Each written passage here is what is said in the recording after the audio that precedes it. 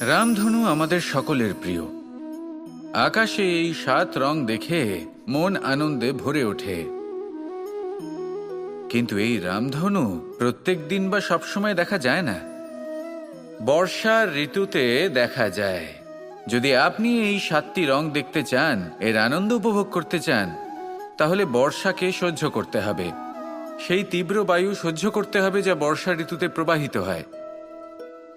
ঠিক সেভাবেই যদি জীবনে ৭টি রঙের সুখ অনুভব করতে হয়, তাহলে সমস্যার বর্ষণও সহ্য করতেই হবে।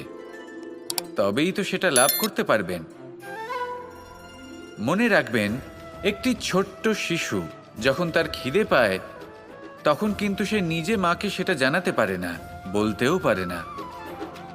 তাকেও কিন্তু সেই খিদের যন্ত্রণা সহ্য করতেই হয়। আর যখন সেই যন্ত্রণায় সে কাঁদতে থাকে, তখন মা বুঝতে পারেন যে সেই ছোট্ট শিশুটির তো খিদে পেয়েছে। তখন তার খিদে দূর হয়। বসে থেকে এই সংসারে কোনো কিছুই লাভ করতে পারবেন না। যদি সুখ ভোগ করতে হয়, তাহলে যন্ত্রণাও সহ্য করতে হবে, পরিশ্রমও করতেই হবে। তাহলে সাহসের সাথে সব যন্ত্রণার সম্মুখীন হন, শৌর্যের সাথে পরিশ্রম করুন, আর আমার সাথে ভালোবেসে বলুন, রাধা রাধা। আপনি কখনো কোনো বাহনকে দেখে থাকবেন। তার অনেকগুলো ভাগ রয়েছে, ভিন্ন ভিন্ন ভাগ, যেটা একসাথে কর্ম সম্পাদন করে। তা সে চাকা হোক বা যন্ত্র হোক, বা সেই বাহন নিয়ন্ত্রণকারী ব্যক্তি আদি ইত্যাদি। সবাই নিজের ক্ষমতা অনুসারে, নিজের স্বভাব অনুসারে নিজের কর্ম করেন।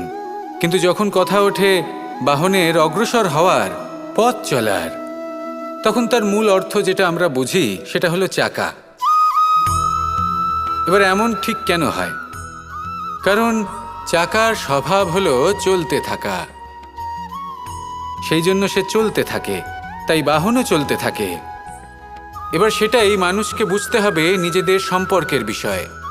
অনেক সময় মানুষ ব্যথিত হয়ে পড়েন, ভাবেন আমাদের এই জীবনে সম্পর্কগুলো আমাদের ইচ্ছে অনুসারে চলে না।